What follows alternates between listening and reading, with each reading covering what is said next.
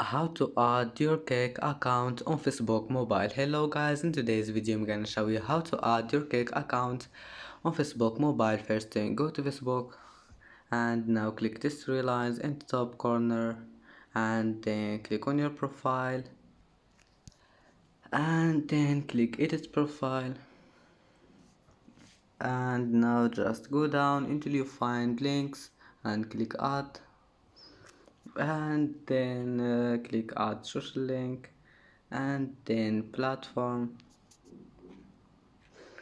and now just click this one, select cake and add your username and then just save it. And that's it for today's video. If you like this video, please don't forget like and subscribe, and see you in the next video.